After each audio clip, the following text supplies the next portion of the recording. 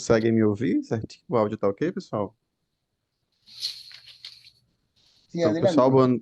boa noite. Deixa eu só colocar aqui no meu mapa. Desde já agradecer a participação no evento, finalmente poder apresentar um pouco dos resultados, já que eu não tive a oportunidade de fazer isso em congresso. Mas pronto, o título do nosso trabalho, o professor já havia falado em inglês, mas é Proteína Vegetal e Treino de Força, Impacto nas Concentrações Plasmáticas de Leucina.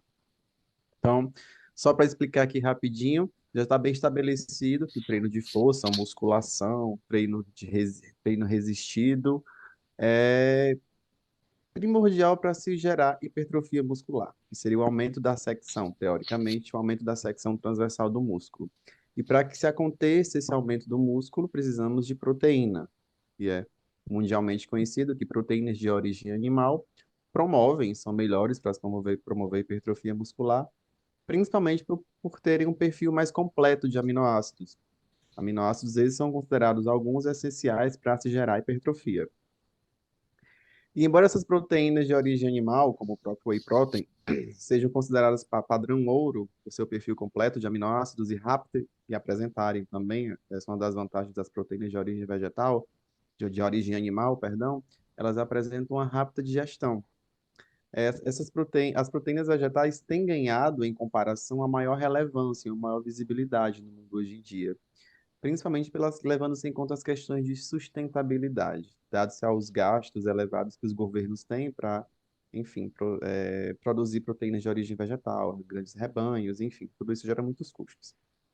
E falando especificamente da leucina, que foi o aminoácido essencial avaliado na nossa pesquisa, ela é considerada a chave para a ativação de uma via chamada via mTOR, que funciona, imaginem como se o processo de produção do músculo fosse uma linha de montagem e a via mTOR fosse a máquina que liga tudo isso.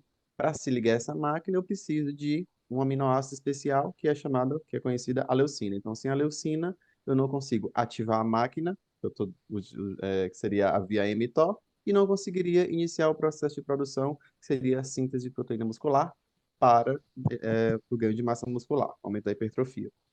Levando-se em conta todas essas questões, o objetivo do meu trabalho foi, é, a partir de um projeto aqui na universidade, que foi o Soil Recover for a Health Food and Quality of Life, qualidade do solo para a promoção da saúde e qualidade de vida.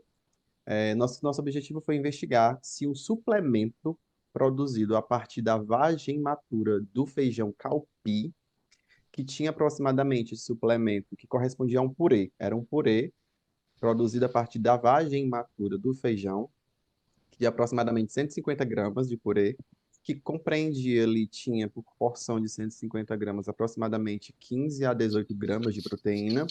Dessas 15 a 18 gramas de proteína, 0,22 gramas seriam do aminoácido leucina.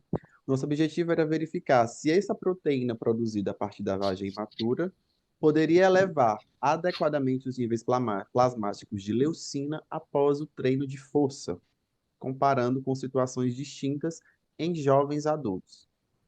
Como nós montamos nossa metodologia? Seguinte, 10 homens, 10 jovens adultos foram recrutados, uma média de idade de 26 anos, tá bom?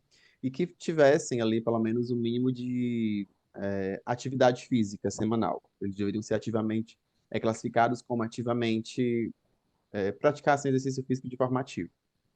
Esses 10 homens, esses 10 jovens adultos, eles realizaram os 10 as quatro diferentes situações. O protocolo correspondia de quatro diferentes situações. Foram essas quatro situações: situação controle, situação exercício, situação suplementação e situação suplementação mais exercício. O que esses 10 participantes faziam em cada uma dessas quatro situações? Na primeira situação, tem algum microfone ligado, mas pronto. Na situação controle, eles chegavam ao laboratório em repouso e permaneciam em repouso durante aproximadamente 1 hora e meia, 2 horas. E eram feitas recolhas de sangue em momentos diferentes. Sangue capilar, tá, pessoal? Era sangue capilar, o furinho no dedo. Então, no situação controle, eles chegavam, permaneciam em repouso, era feita a recolha pré em repouso antes, 45 minutos depois era feito o pós um, mais 45 minutos depois o pós 2 na situação controle. E esse mesmo, para não ficar repetido, ficar uma coisa cansativa, esses mesmos timing foram usados em todos os protocolos, em todas as situações. Na situação exercício, eles chegavam ao laboratório, fazia a picadinha no dedo, era feita a recolha de sangue capilar, depois eles realizavam a sessão de treino de força, 45 minutos, em 45 minutos eles era feita o pós um, mas 45 minutos depois, totalizando 90, realizavam o pós 2. Na situação suplementação, chegavam ao laboratório, faziam o pré, comiam a suplementação, o purê obtido a partir da vagem matura do feijão calpi, que eu expliquei anteriormente, faziam a ingestão dessa suplementação, e somente após a ingestão completa da proteína, era contados os 45 minutos para fazer o pós um, depois mais 45 minutos para fazer o pós 2. E na última situação, que seria a situação suplemento mais exercício, eles chegavam ao laboratório, realizavam a ingestão da suplementação. Após a ingestão da suplementação, realizavam o treino de força. Imediatamente após o treino de força, eles realizavam o pós um e depois o pós 2, tá bom? Ai, mas e como feito o controle da amostra? Eles foram aconselhados a não realizarem exercícios extenuantes nas últimas 48 horas que antecedessem cada situação. E cada situação, da situação controle para a situação exercício, para a situação suplementação e para a situação suplementação mais exercício, teve um intervalo de 7 dias. Então, ao todo a pesquisa levou ali um mês e uma semana. Deu tudo certo. A coleta de dados, como eu já havia falado anteriormente, foi coleta de sangue capilar em 3 momentos distintos, em repouso, assim que eles chegavam em todas as situações, 45 minutos após o pré e 90 minutos após o pré. As concentrações de leucinas foram medidas através do procedimento do HPLC, que aí já é com a parte da galera da bioquímica, que eu não foi do meu interesse em especial, as amostras foram enviadas para o laboratório, e os nossos resultados mostraram o quê?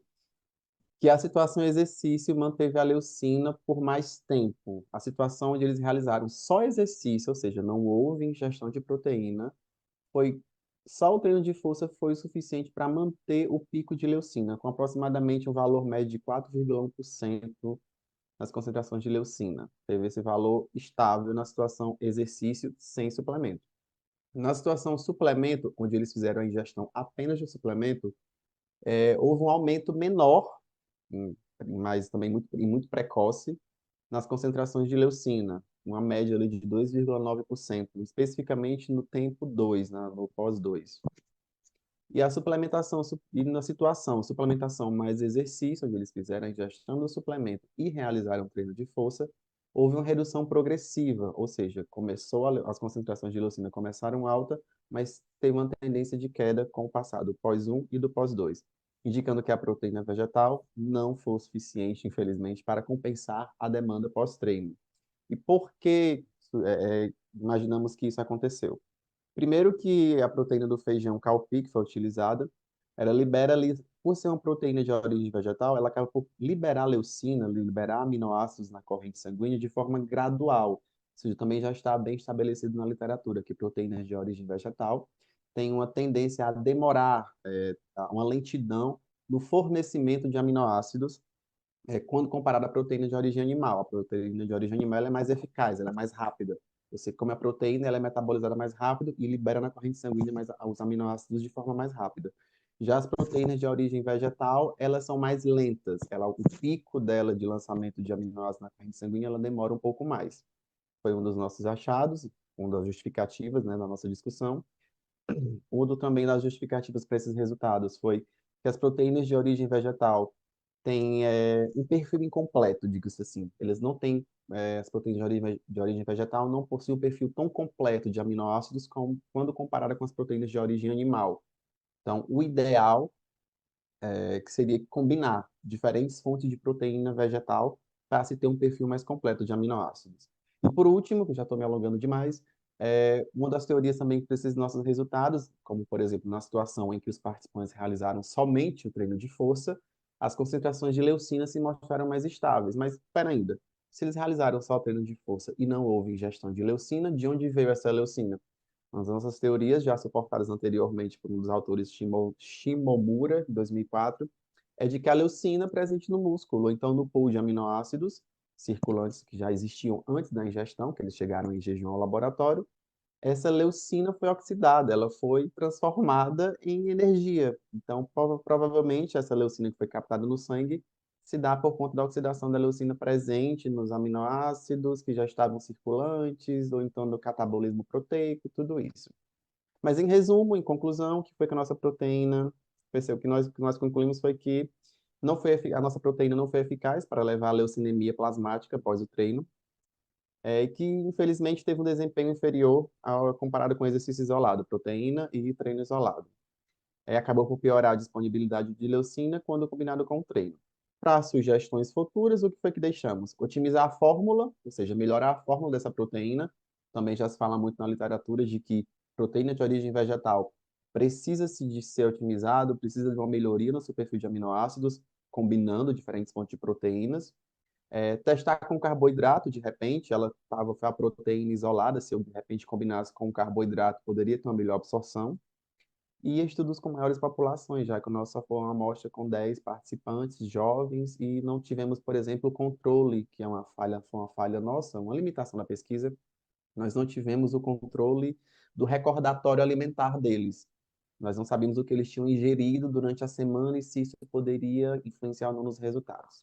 E no mais, é isso. Obrigado pelo time. Desculpa que eu falo demais, gente.